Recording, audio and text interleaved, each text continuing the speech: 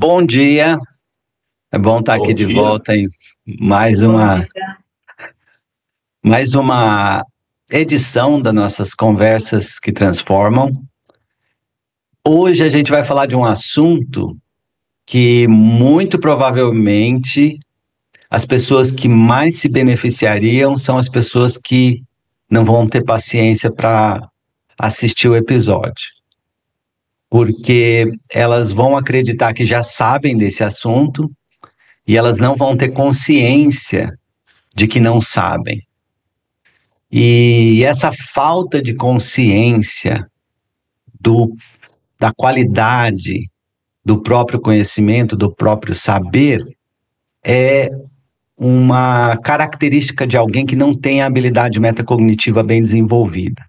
Porque você precisa desse processo sistemático do sistema 2, de uma análise deliberada, focada, com atenção, para conseguir dissecar a qualidade do seu próprio saber de uma forma sistemática. Então, o cérebro, eu acredito que é só 2% do peso do corpo, mas ele consome mais de 20% da energia do corpo. Então, o cérebro é uma coisa muito cara do ponto de vista evolutivo. Você gasta muita energia com o seu cérebro. Porém, foi a grande sacada na evolução humana ter um cérebro grandão para poder se tornar essa pessoa sofisticada, criativa, bem adaptada, que é o ser humano, que é o Homo sapiens. Então, mas durante a evolução trouxe uma vantagem evolutiva você criar atalhos mentais, você criar heurísticas, você criar métodos para não gastar muita energia com o cérebro, porque ele é caro, é uma parte do sistema todo que consome muita energia. E quanto mais você economizar de energia, melhor do ponto de vista de sobrevivência. Menos comida você vai precisar consumir, maior a sua chance. Mas você tem que economizar essa energia de uma forma esperta, né? Uma forma inteligente e adaptada. Porém, a forma como a gente viu o mundo durante a evolução humana, como um catador-caçador, é muito diferente do mundo moderno. E naquela época era muito tranquilo você ter heurísticas, atalhos mentais, etc. Então, por exemplo, quando você ouvia um barulho no mato, era um leão até provar o contrário, era um lobo até provar o contrário. E esse atalho mental era muito adaptado àquela realidade. Hoje, se você pular nesse atalho mental, você está o tempo todo ansioso, com medo do lobo entrar na tua sala, mas não existe lobo que vai te atacar. Então, essa desconexão entre o que era adaptado no processo evolutivo, ou seja, a nossa mente, o nosso cérebro de um catador-caçador, que vive num mundo moderno muito mais complexo. Então, por isso que o treinamento de metacognição é tão fundamental, porque vai permitir você se adaptar cognitivamente falando a um mundo muito diferente do design original dessa mente, tá? Mas afinal, quando você sabe que realmente sabe, né? E quando você acredita que sabe, porém, o que você sabe, na verdade, é só uma intuição, uma sensação, né? E quando você, por exemplo, escuta uma afirmação que está alinhada com as suas experiências, os seus valores, as suas percepções, principalmente se essa afirmação foi repetida muitas vezes na tua cabeça, sabe? Você sente que aquela afirmação é verdade. E aí você vai, pela sensação, pela intuição, acreditar que sabe. E não gastar o tempo de uma forma sistemática, avaliar a qualidade daquele saber. Tá? Então, por exemplo, eu vou dar 2 exemplos que são exemplos bem diferentes no que tange ao saber. Vamos supor que eu sei andar. Tá? Essa é uma habilidade motora, tá? Eu sei andar? Sei, Sim. né? E no meu caso, né, com a doença, eu não consigo andar, mas vamos supor na fase que eu não estava doente. Eu sei andar? Eu acreditava que eu sabia andar. Na época que eu comecei a fazer meditação, e uma das meditações que eu comecei a fazer foi a meditação de andar, de walking meditation, meditação de caminhada, eu comecei a perceber nuances da forma como eu andava, que estava relacionada ao fato de eu ter algumas musculaturas muito encurtadas, eu pisava de uma forma torta, causava muita dor no meu pé. E se você olhar o caminhar de uma pessoa que sabe caminhar com cuidado, com qualidade, do ponto de vista de cinesiologia, né, do ponto de vista da mecânica do movimento, você vai chegar à conclusão que muita gente que acredita que sabe andar não anda direito, não sabe andar com qualidade, entendeu? E se ela pegar e gastar o tempo para avaliar aquele saber, que é uma habilidade motora, né? A mesma coisa, eu sei jogar tênis, eu sei jogar futebol, eu sei jogar xadrez, e então todas estas habilidades podem ser avaliadas de uma forma metódica, sistemática, comparando com certos padrões. Então, uma pessoa que sabe jogar xadrez, e na cabeça dela, eu sei jogar xadrez, e ela só sabe mexer as peças, ela vai jogar com alguém que sabe jogar xadrez e vai perder rapidamente. Então, aquela crença naquele saber era ilusório. Por quê? Porque ela não soube avaliar a qualidade do saber de acordo com uma comparação metódica, sistemática, com critérios claros. Tá? Outra afirmação. Eu sei me comunicar, eu sei contar a minha opinião, a minha posição de uma forma clara para as pessoas. Eu posso acreditar que sim, mas como é que você mede essa qualidade desse saber? E se você medir pela qualidade da sua gramática, eu estou frito, né? Porque eu tenho uma certa dislexia, uma certa dificuldade de aprendizado. Desde pequeno eu troco um monte de palavra. E, além disso, eu passei quase 20 anos falando inglês o dia todo. E toda hora eu estou tentando enfiar uma palavra em inglês no meio da conversa. Então, eu sou aquele... Você que é o melhor papagaio que tem, que a gente fala aqui meia hora e você repete em uma frase o que a gente falou durante meia hora, vai falar que você é ruim, que você é ruim. Imagina o ruim nessa história, hein? Então, mas se eu medir a qualidade da minha habilidade, o que eu sei de me comunicar, com a gramática, ou a pureza das palavras que eu uso, etc., eu posso chegar à conclusão que eu não falo muito bem. Agora, se eu medir a qualidade desta habilidade pelo entendimento que a outra pessoa tem, independente da gramática, por exemplo, aí a minha habilidade de me comunicar pode ser muito grande, muito profunda. Então, depende de como você mensura. A minha preocupação é que a outra pessoa entenda.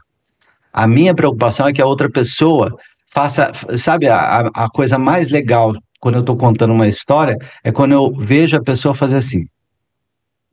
E você vê que na expressão facial, você viu que dentro do cérebro daquela pessoa, ela teve uma luz, um entendimento, né?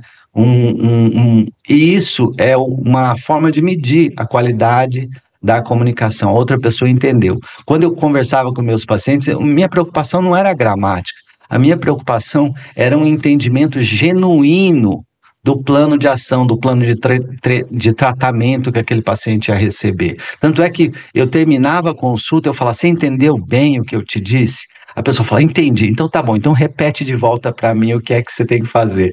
Aí a vaca ia pro brejo, né? Mas a gente sempre fazia essa conversa no final, principalmente quando você fazia uma mudança significativa da forma como você ia abordar o tratamento daquele paciente. Então, a forma como você mensura o saber, eu sei andar, eu sei me comunicar, eu sei alergia, eu sei aquilo outro, é muito importante. E você tem que ter uma disciplina mental para analisar esse saber de uma forma sistemática, usando o sistema 2, lento, deliberativo, objetivo, baseado em critérios mais específicos, baseado em dados e exemplos, e não naquela intuição, eu sei, e é uma coisa subjetiva, cheia de vieses, e que muitas vezes foi moldada por pressão social ou por repetição, né? Por isso que nós, no módulo cognição, enfatizamos exercícios semanais de metacognição. O objetivo no final desses 3 meses é a pessoa, o estudante, o aprendiz, ter uma habilidade muito mais profunda de utilizar o sistema 2. Uma habilidade estar muito mais confortável na utilização do sistema 2, no método analítico, sistemático, focado de avaliar saberes, por exemplo. E muitas outras coisas, mas saberes é um componente fundamental. Então, hoje a gente vai fazer uma discussão sobre o que a gente aprendeu nesse exercício de identificar se a gente realmente sabe algo ou se a gente só tem uma intuição e acredita que sabe. E olha, eu garanto, se todos aprendessem a pensar de uma forma mais metódica e sistemática sobre as próprias crenças, a gente viveria num mundo muito melhor. Muito melhor. As pessoas estão andando numa direção baseada em crenças que, se fossem desafiadas e questionadas de forma significativa, a direção ia ser mudada de uma forma dramática.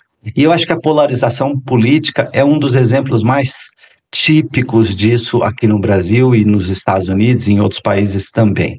Então, o treinamento dessa semana, a gente começou falando de opinião, e como você sabe que você tem uma opinião sólida ou não, e a gente está expandindo aquela discussão para falar um pouquinho mais sobre esse conceito. Como você sabe, eu não vou entrar em detalhes em conversar sobre epistemologia e coisas de neurocognição, porque isso confunde. A questão é, você realmente sabe quando você sabe bem algo, e você realmente sabe quando você não sabe algo, e isso requer um sistema 2 muito habilidoso, e quando isso acontece, você está caminhando rapidamente na direção de se tornar um pensador crítico sofisticado. Bem, essa é a discussão de hoje, e vamos lá, Kate, você pode falar. Isso, depois que você começa a treinar, também entra no automático do cérebro? Essa habilidade do sistema 2 ser usado mais frequentemente, ele entra no automático? É uma habilidade, tá? Então, por exemplo, vamos supor que você comece a tocar piano hoje, você nunca tocou piano. Vai ser muito desconfortável você tocar piano. Você vai ter que fazer de uma forma consciente, voluntária, forçada. Então, no começo, requer muita energia. Agora, depois de 2, 3 anos treinando tocar piano, você vai tocar piano de uma forma muito mais fluida. Vai deixar de ser algo voluntário, que requer a sua atenção? Não. Mas vai ficar mais fácil e natural? Com certeza. Então, eu comecei a treinar metacognição e pensamento crítico em 2002, quando eu comprei um livro sobre pensamento crítico. E nunca mais parei. E no começo era uma coisa dolorida, difícil, demorada, exigia esforço mental.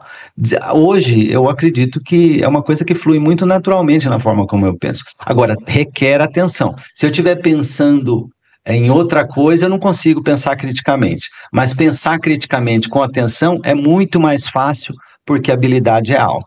Então o esforço cai bastante, mas não deixa de ser sistema 2. Você não consegue tornar o pensamento crítico uma coisa no sistema 1, tá? Porque você não consegue... o pensamento crítico acontece no córtex pré-frontal, né? Acontece...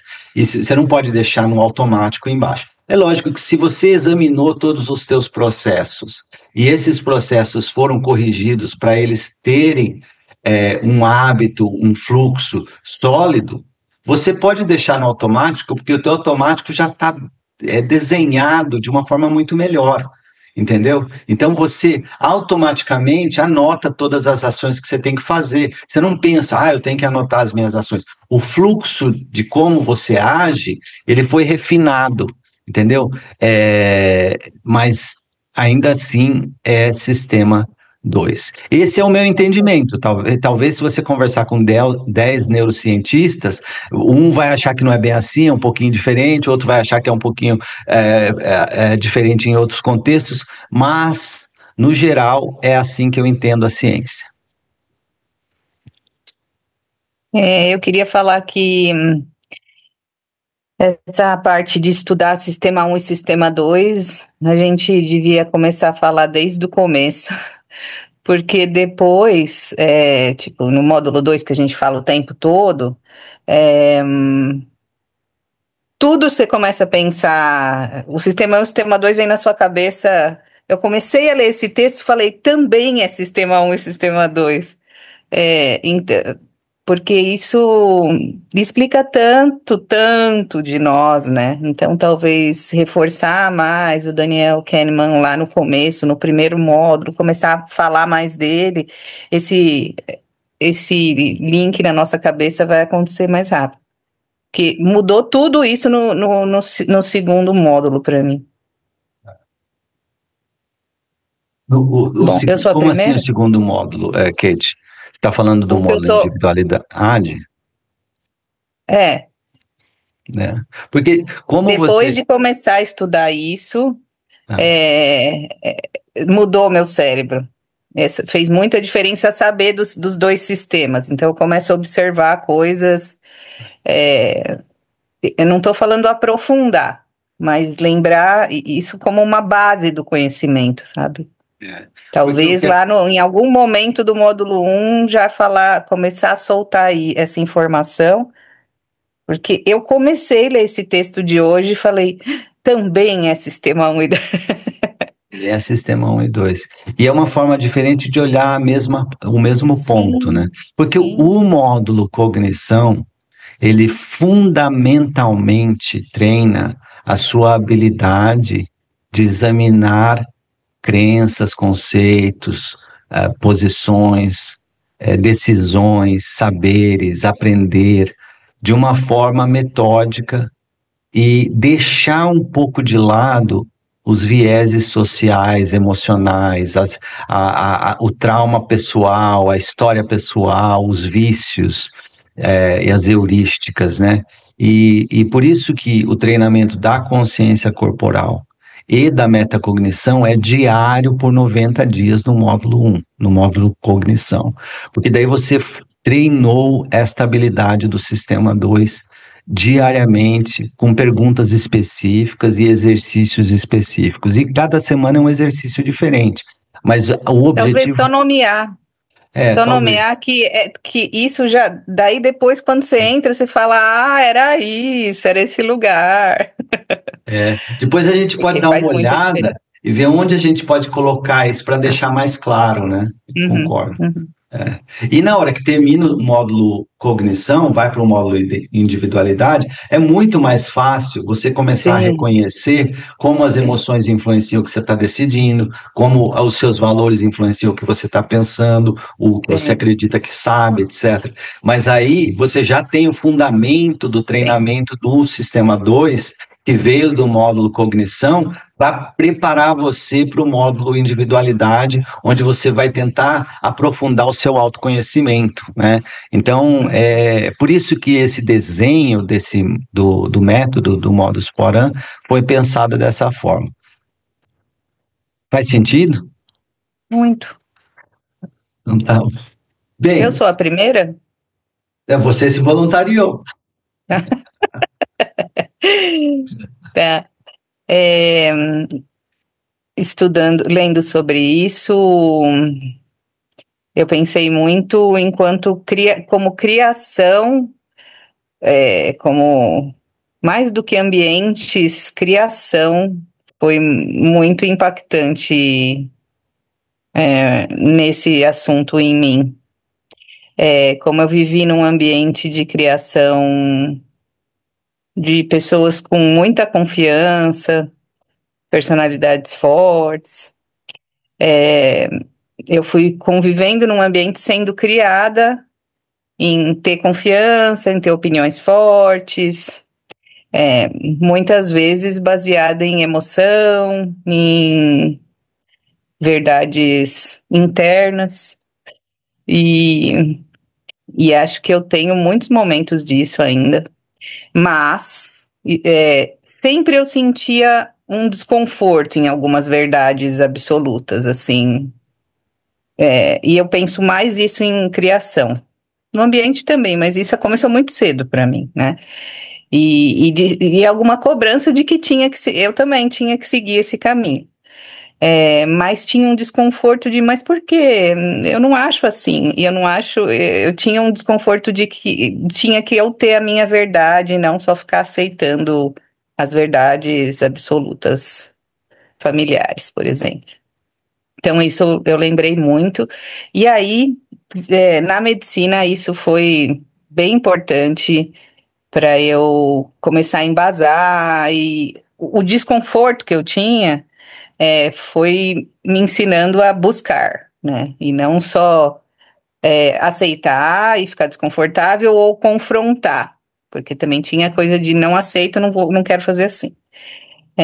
Mas a medicina foi me embasando. E é muito legal que, na minha experiência, a maturidade na medicina, principalmente, foi fazendo eu ficar mais pensadora crítica. Apesar de eu ter intuições e desconfortos, a medicina foi colocando a coisa mais assim. E eu sinto que nos últimos anos, e talvez a pandemia fez mais isso, eu fui ficando mais assim. Pela polarização e pelas dificuldades dos fake news, dos problemas de vacina. Aí o desconforto fez eu ficar mais sistemática em buscar mais embasamento. Essas foram as coisas que mais eu pensei. Então Pessoal. Eu vou repetir de volta para você o que eu ouvi, tá bom? Então, no decorrer do seu crescimento no ambiente familiar, por causa de um ambiente um tanto quanto competitivo, com pessoas de opiniões bem fortes, em que hesitar ou mostrar dúvida era sinal de fraqueza, então era preciso ter convicção, mesmo que você não estivesse convicta de verdade em relação àquela posição, àquela crença, aquele saber. Porque o ambiente não permitia essa hesitação. Quem hesitava perdia o debate e acabou, né? Não dava para hesitar. E é isso que isso influencia a forma como você se posiciona ainda hoje. Mas a medicina gradualmente foi refinando esses vícios, essas heurísticas, esses atalhos mentais que pulavam na conclusão rápida porque o ambiente era competitivo demais, não dava para ficar hesitando. E agora você consegue dar um passo para trás e dissecar um pouquinho melhor o teu saber para ter mais confiança de que ele é realmente sólido e não uma posição intuitiva mal concebida. É isso? É isso. E, inclusive, os passos para trás, né, foram necessários para enxergar os cenários. Exatamente. Porque enquanto às vezes você está lá dentro dos cenários, fica difícil, né? Fica difícil ver. E a metacognição é uma das formas que as pessoas descrevem metacognição, é ir para o mezanino, né? É você sair do palco onde o drama está acontecendo e olhar de fora, né? E essa perspectiva de fora do drama, onde você vê a peça do teatro acontecendo, mas com a perspectiva de alguém que está na audiência, é um exercício fundamental. E essa forma de olhar de fora é treinável. Quanto mais você faz, mais fácil fica fazer. E melhora a sua perspectiva a respeito do drama que está acontecendo. E aí você vê como a história pessoal, a história familiar, as emoções, o ambiente competitivo, etc., tudo isso influencia na forma como você pensa. E na hora que você dá um passo para trás e olha o drama no palco de fora, você começa a falar, não, eu entendo esse drama, eu entendo as influências que esse drama está trazendo na forma como eu penso e entendo o mundo, mas eu vou fazer um pouco melhor. Eu vou dar um passo para trás, olhar da audiência, olhar do mezanino e não permitir ser dominado pelo drama, né? E sim ter independência de pensar diferente, com uma perspectiva melhor. Faz sentido isso que eu falei? Autonomia. Autonomia, independência, autonomia. É isso mesmo. Faz muito sentido, essa coisa do mezanino é maravilhosa. E esse é um dos objetivos primordiais do módulo Cognição, é treinar a pessoa a ir para o mezanino. E treinar a pessoa a olhar o palco de fora para ganhar perspectiva e aprender mais. Né? E não gastar energia, né? O mezanino ajuda muito a não gastar energia. Você gasta energia com tanta coisa besta, uma bobagem. Concordo. Bem, Kate, obrigado. Muito obrigado a você. Bem, Roberta, você que se voluntariou para ir depois?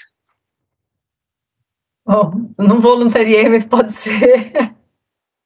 Um abacaxi aí para você. Bom, pois é. Então, o que eu, tipo assim, eu acho que a última vez que eu tinha certeza de que eu sabia tudo era quando eu era adolescente, assim, que eu lembro de ter essa certeza, quando minha mãe chegava para mim e falava assim, você, tipo, ia explicar ou dar uma lição de moral, alguma coisa assim, e eu falava, o que ela acha que eu não sei? Sabe assim, que eu achava que eu sabia, que é aquela idade que você acha que você sabe tudo, né? E que você acha que seus pais não sabem nada. Eu sou uma pessoa que eu realmente amo aprender, e às vezes eu me sinto aprendendo, tipo assim, com você eu aprendo muito, eu aprendo praticamente toda vez que eu converso com você, né? Mas eu tenho a sensação de que várias coisas que eu aprendo ao longo da vida, eu tenho aquela sensação quase de que quando você vê uma criança, sabe? A criança que, se ela vai passear com você lá fora e vê pela primeira vez uma formiga carregando uma coisa, ou vê pela primeira vez uma coisa que ela nunca viu na vida, que é tipo assim, que ela olha com aquela vontade de tipo, nossa, olha que coisa incrível, uma coisa que talvez seja simples. Eu tenho quase que essa sensação, sabe? Eu gosto de aprender e eu acho que nada assim a gente tem tanta certeza, né? E eu, como muito tempo, durante muito tempo, por causa da Urban Habit também, né? A gente ficava sempre estudando muito sobre alimentação, sobre o que é bom, o que não é bom. Você vê o quanto que está mudando o tempo inteiro, que nem a coisa que é certeza, ela é uma certeza, né? Porque depois vem algum outro estudo, alguma outra pesquisa, e aí o ovo faz mal, e o ovo faz bem, e aí o café faz bem, e o café faz mal. E, então, assim, cada hora muda, porque eu acho que tem muita coisa que a gente não sabe ainda, né? Tem muita coisa que a própria ciência não sabe ainda e que está estudando. Então, é uma constante movimento. E eu acho que isso é o gostoso, né? Você poder aprender o tempo todo. E aí eu já falei, né? Quanto mais eu aprendo, mais eu acho que eu não sei nada. Então, Isso. Eu vou repetir, assim, só para entender. Então, uma das coisas que você percebeu nesse exercício em relação ao que você sabe é que você não tem um apego na crença, você está disposta a deixar essa crença, esse saber evoluir com mais informações, com mais dados, com diferentes perspectivas. E isso é fundamental. Um dos fundamentos mais profundos e significativos da ciência é a falsificação, né? Por isso que na conversa que eu tive com o Maurício, que a gente vai postar também no canal, eu bati papo muito com ele sobre o que é ciência, né? E a gente falou um pouquinho disso. E o Karl Popper, que era um filósofo de ciência, ele acreditava que a falsificação, ou seja, estar aberto a ser provado errado, estar aberto a mudar de direção com novos dados, com novas informações, é um dos fundamentos mais importantes da ciência. E o mesmo acontece com o pensador crítico. O pensador crítico tem que estar aberto a mudar de direção com novas informações e novos dados. Agora, um ponto que eu gostaria de destacar é que o pensador crítico, ele tem também o interesse de transformar o saber em ação, em decisão, né? Então, por exemplo, vamos supor um médico que sabe pensar criticamente, ele pode ter um paciente com febre e ele ou ela não tem certeza do diagnóstico, mas como é um quadro grave, esse paciente precisa de uma intervenção, precisa de uma ação. Então, algumas vezes na minha carreira, eu dei antibiótico e dei pulso de corticoide ao mesmo tempo, né? Então, eu tratei uma febre, uma inflamação, como se fosse uma doença autoimune ou uma infecção, porque eu não tinha certeza de qual dos dois era, mas eu não podia comer bola em relação àquele paciente, porque existia risco de vida. E rapidamente vinham as culturas, a gente chegava à conclusão que era ou não uma infecção, e aí você ajustava o tratamento de acordo com as novas informações. Então, esse equilíbrio entre ter conforto de que você sabe o suficiente e precisa agir, e não ficar paralisado pela análise, né? Então, esse é um equilíbrio difícil, e isso é uma coisa muito legal, em estar aberto a aprender, mas ao mesmo tempo sempre equilibrar o tanto que você sabe para você agir e não ficar paralisado pela análise contínua e eterna de não saber. Existe um momento que você chega, eu sei o suficiente, vamos agir. E isso é algo que você também pode desenvolver, aprender, treinar, né? E isso é uma coisa legal. Não estou falando que esse não é o caso com você, Roberto. Você é uma pessoa que tem iniciativas e transformadoras. Você age, você faz as coisas acontecerem.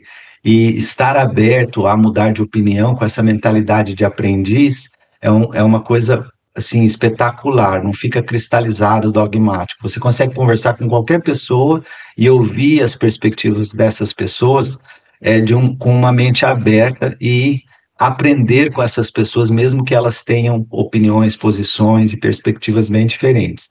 E isso reflete uma pessoa que sabe pensar criticamente. Então, mas eu queria falar desse ponto em relação a quando você para de analisar e passa para a ação. Isso é importante, a gente não ficar paralisado pela ação. E a gente vai falar muito disso nos módulos que vão vir para frente, quando a gente falar de decisão, de quando a decisão ela é sólida, quando a decisão está demorada demais, quando a decisão é precipitada, quando decisões por consenso é melhor, quando decisão precisa ser tomada mesmo sem um consenso total, etc. Então a gente vai pensar bem em processos decisórios na hora que a gente for fazer outros módulos, principalmente no módulo 4, na hora que a gente falar de consciência sistêmica, tá? Então, Roberta, parabéns, viu? Você é uma pessoa de mente aberta que questiona os seus saberes continuamente e está aberta a ouvir diferentes perspectivas, o que não é comum, né?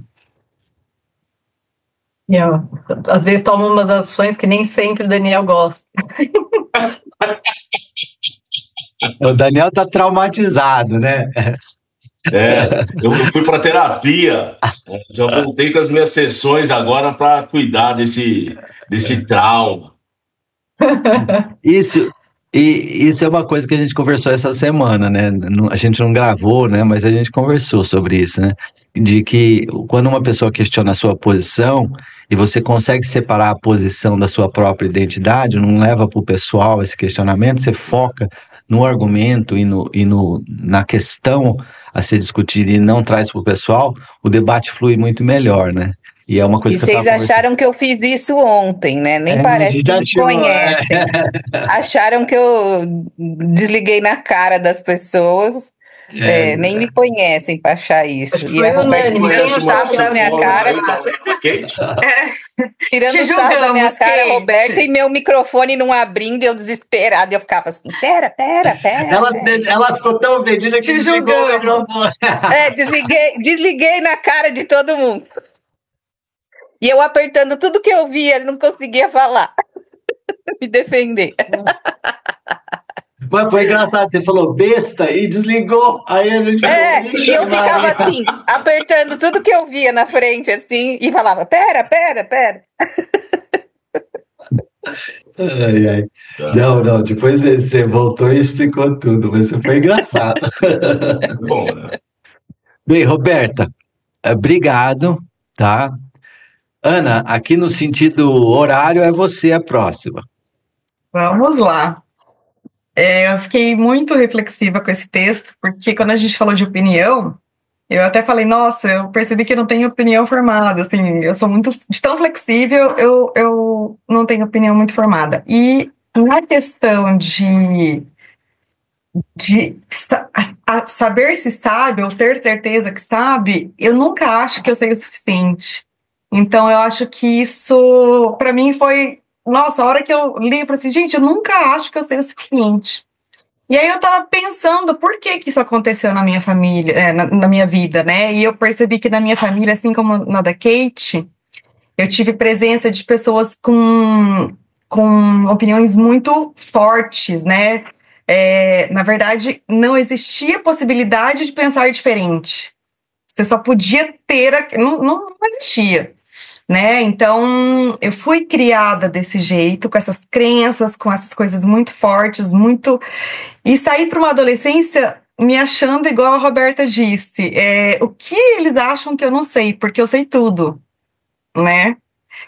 E aí, quando eu entrei na faculdade, no direito, nunca há o certo ou o errado, porque a mesma lei pode comportar duas situações distintas, ambas sendo legais.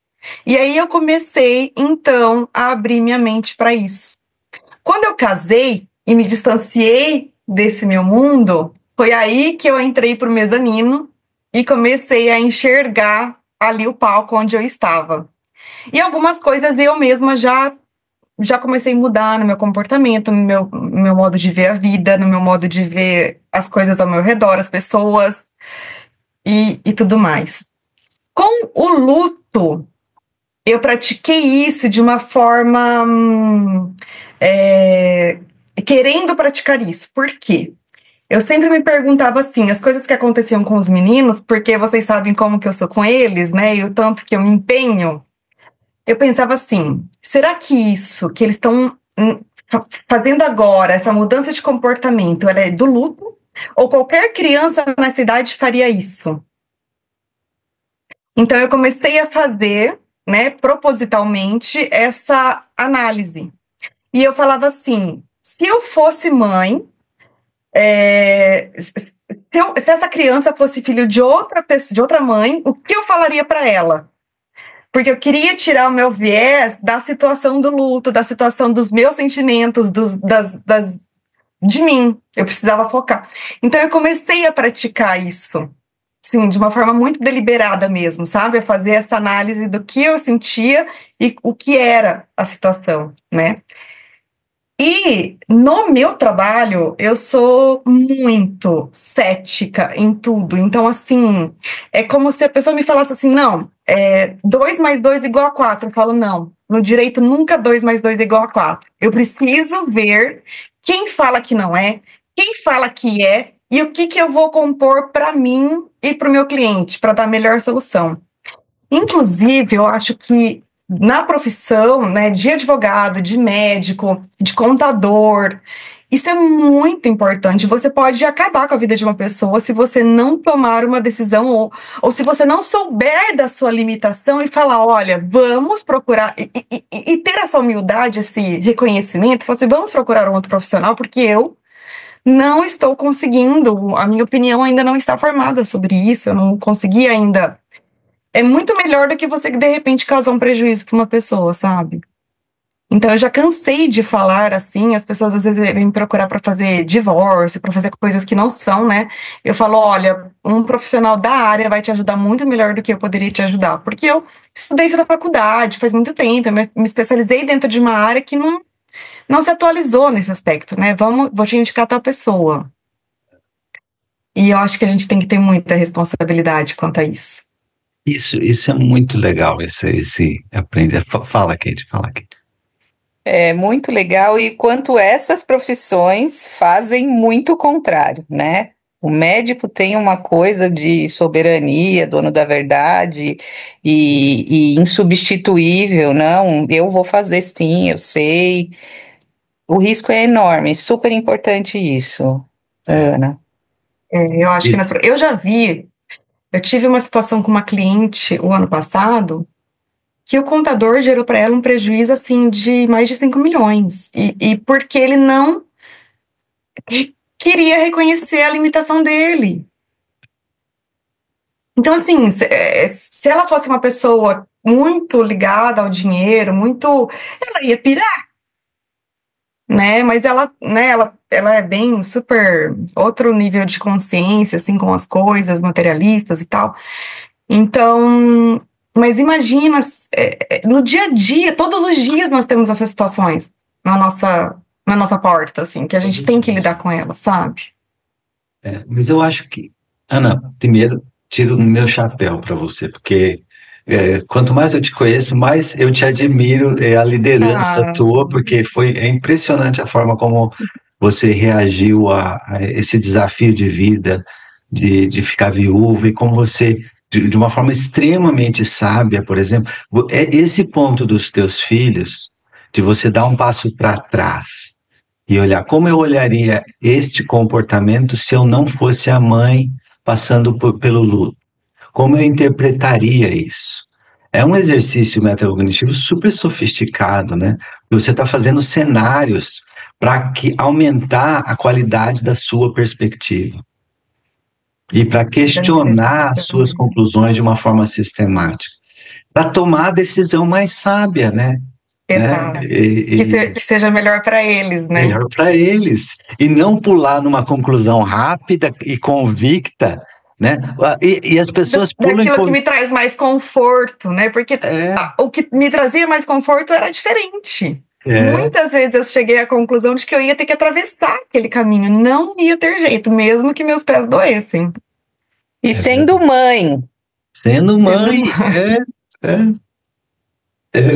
Olha, tiro o meu chapéu, é isso que é o exercício de dar esse passo para trás e olhar. E o objetivo é você entender o mundo de uma forma mais sábia e não de uma forma impulsiva, baseada em vieses, né? Hoje em dia eu vejo muita gozação, por exemplo, uma das coisas que eu fico irritado é essa sátira que fazem da Gen Z, Gen X, sabe? Eles fazem eles criam uma etiqueta, um label de uma geração inteira, como se desse para você pegar uma geração inteira e colocar num pacote e falar tudo igual. É uma simplificação tão pequena, de uma complexidade tão grande. E outra coisa, se a geração... Todo mundo fosse assim, né? Como se todo mundo fosse igual, né? Todo mundo fosse igual. E outra coisa, se a geração mais jovem está enfrentando uma dificuldade grave, é fracasso da geração anterior, porque a responsabilidade de passar a cultura para a geração seguinte existe na espécie humana desde que a gente começou a andar de pé, há 7 milhões de anos atrás. E então essa vai ser a primeira geração que fracassa completamente em passar uma cultura saudável para a geração seguinte, é isso que você está dizendo? E eu acho que a gente tem que dar um passo para trás e refletir, porque o objetivo é você fazer a coisa mais sábia, que vai trazer o bem-estar do maior número de pessoas, que vai resolver e entender o problema de uma forma mais profunda, e não colocar etiquetas e fazer generalizações e contar histórias simplistas a respeito de um problema muito mais profundo. E essa análise que você fez do comportamento do seu filho, eu tiro o meu chapéu. Eu nunca pensei em fazer isso, sair da posição que você está, ir para outra pessoa e olhar de fora. Mas é um exercício muito legal. Parabéns. Obrigada. Algumas coisas na vida nos ensinam, né? A gente tem que tirar o aprendizado e deixar a parte ruim meio ali quietinha e levar o aprendizado, trazer e tentar ensinar, né, esse aprendizado para eles. E com certeza eles vão passar por situações que eu vou poder ensiná-los a fazer esse exercício. Porque eles passaram por uma fase difícil, né? Perder o pai. Sim, muito difícil. E olha, criar 3 meninos Não é fácil. Parabéns, parabéns. Olha, muito obrigado. Obrigada, Esse Cláudio. exemplo foi excelente e é um exemplo de que você examinou com uma perspectiva diferente, né, indo para o mezanino ou olhando do ponto de vista metacognitivo. Você pode chamar isso de várias formas diferentes, mas basicamente o seu sistema 2 olhou o problema e tentou olhar esse problema sob perspectivas diferentes, sobre ângulos diferentes para entender esse problema de uma forma mais profunda antes de agir. E isso reflete uma sabedoria intelectual muito grande. Isso é um exemplo excelente. Obrigado. Foi muito bom ter a consciência, nomear que o Sistema 2 está lá no mezanino esperando a gente, que todo mundo tem esse lugar e não se apropria. Exatamente. E não usa, é uma coisa tão fácil, né? Não é difícil, é só uma questão de treinar e não usa. E o que acontece, uma das coisas que me irrita é que as pessoas gastam dezenas, centenas de horas lendo a respeito do assunto, mas muito pouco tempo aplicando aquele conhecimento. Entendeu? Se você vê o módulo cognição, o treinamento teórico é relativamente curto. Agora, o prático é diário, todo dia, sabe? O nosso objetivo é aplicar o conhecimento, não é ficar só aprendendo 150 vieses cognitivos diferentes para você se exibir num churrasco de que você é o intelectual mais esperto. Não, é a pessoa que consegue aplicar isso na prática e tomar decisões sábias que trazem o bem-estar para todos, né? Ou seja, se tornar um líder, né? Me desculpa o desabafo, isso me deixa um pouco irritado, então... Ei, obrigado, Ana, muito legal. O último agora é o Daniel. Daniel, como é que você fez esse exercício de ter certeza que você sabe, ou que você acredita que você sabe? Cara, na verdade, assim, né? Eu tô há uma semana batendo cabeça e a gente conversou um pouco esses dias. E é um tema muito pesado, assim, né? Porque ele exige uma profundidade grande nossa de pensamento, né? Então eu acho que eu posso começar o nosso exercício falando de... A gente cresceu acreditando que manga com leite matava. Então acho que já começa aí. E depois de um tempo, né, enfim, a gente entende que não tem nada a ver, mas foi colocado para nós que isso era a morte, né? Então eu acho que eu tenho um pouco de cada um, né, das famílias. É claro que a minha família nunca foi tão incisiva, talvez como a família da Kate, que eu sempre tive muita proximidade, o próprio relato da Ana. Mas eles tinham opiniões que, depois de um tempo, eu passei a questionar. Mas a virada de chave, talvez, na minha vida, ela começa no colégio, né? No colegial. Então, eu estou já falando da nossa idade. Em colegial nem existe mais. E eu lembro que eu tinha uma professora de história e a gente estava estudando uma matéria, enfim, falando de religião, falando sobre algumas atitudes da igreja e tal. E aquilo eu passei a questionar tudo ali, né? Sobre o que era certo, sobre o que eu não achava. Então, a partir daquele momento, eu desencadeei o questionamento do será que eu sei, ou isso está certo, ou isso não está? E por ser de uma família católica com irmão padre, você imagina o problema que eu não arrumei dentro da minha casa questionando. Fui taxado de rebelde, que eu era maluco e tal. Então isso permeou o quê?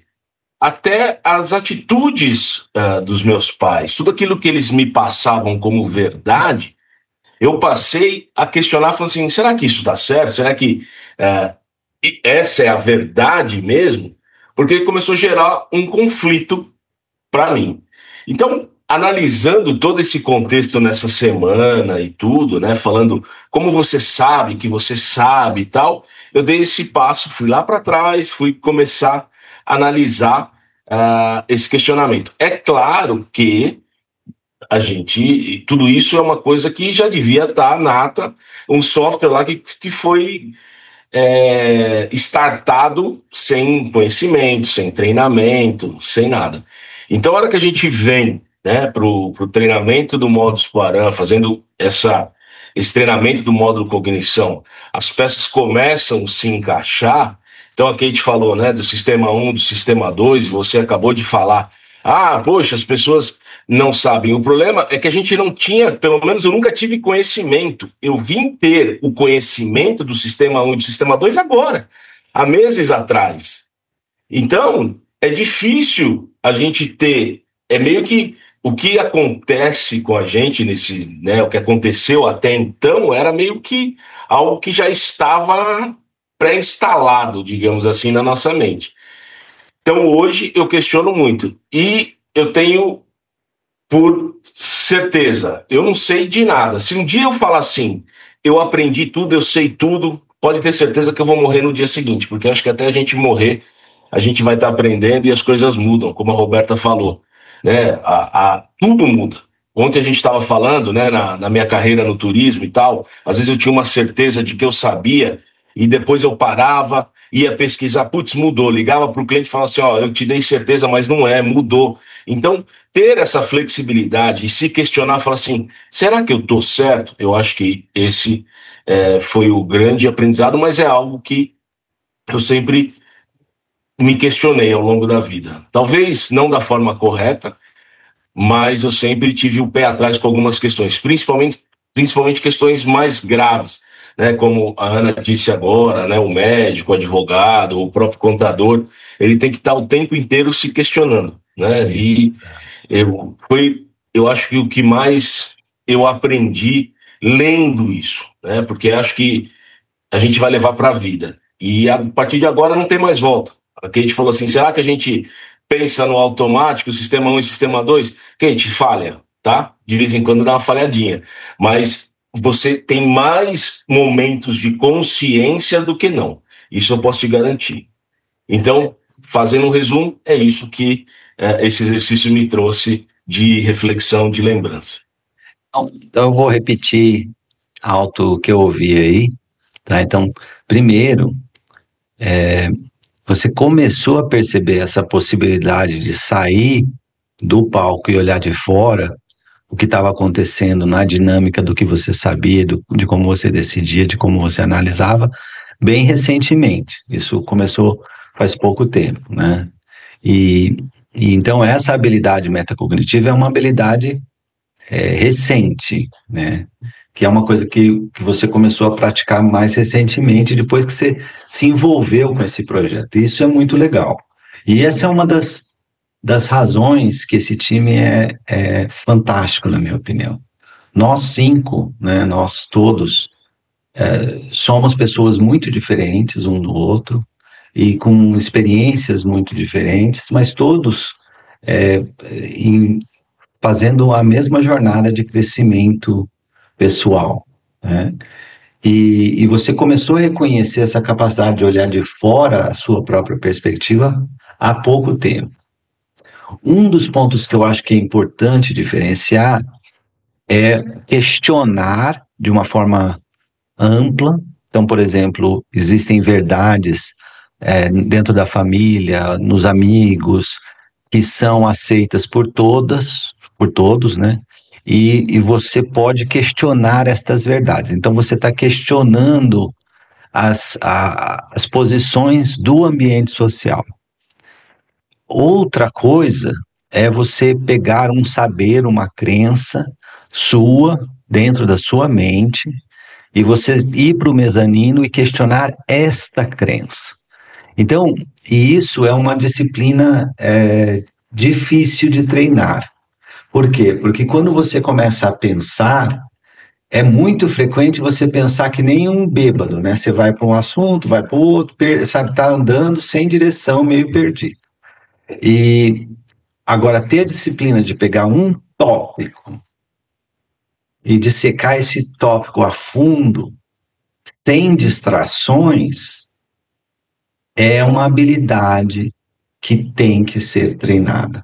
Por quê? Porque essa habilidade de manter a atenção no mesmo tópico e evitar que distrações puxem essa atenção para outros tópicos é uma habilidade de atenção que chama top-down, né? Em neurociência eles falam que é aquela habilidade top-down. Eu decidi que eu vou prestar atenção nesse assunto e eu decidi que eu não vou deixar as distrações me tirar a atenção deste assunto.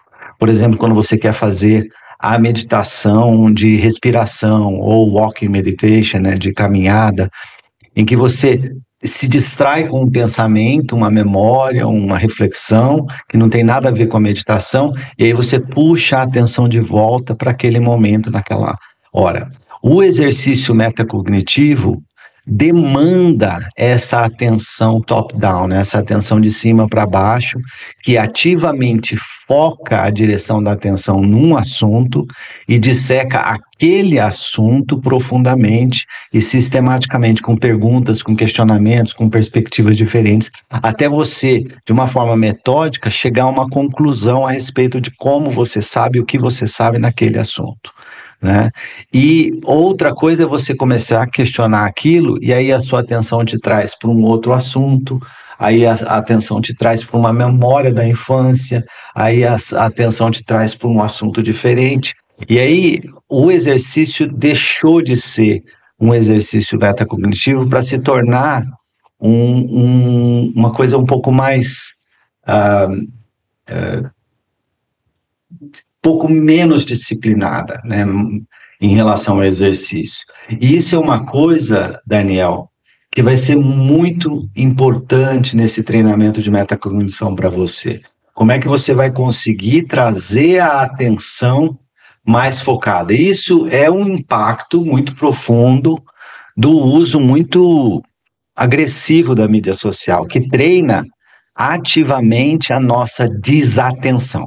O Instagram é um treinamento intensivo de desatenção, porque você não consegue manter a atenção por mais de 90 segundos no mesmo tópico, né? Então o teu cérebro fica pulando e parece um macaco pulando de galho em galho depois de tomar cafeína, né? Então tá assim, e essa capacidade de focar num único tópico e dissecar profundamente esse tópico é uma capacidade que pode e deve ser treinada. E quanto mais profunda a qualidade da atenção top-down, essa atenção que você controla a direção dela e ativamente previne, evita que distrações interfiram nessa atenção, a qualidade dessa atenção vai ser fundamental para a qualidade do exercício metacognitivo. Isso é uma coisa que o Daniel está trabalhando e está progredindo de uma forma absurda. Tiro o chapéu para a dedicação dele nisso, mas é uma coisa que tem que ser treinada. Não dá para você começar a tocar piano essa semana e no mês que vem você está tocando bem. Ela é uma habilidade que vai ser construída gradualmente. Faz sentido isso que eu falei? Faz, total. Então, gente,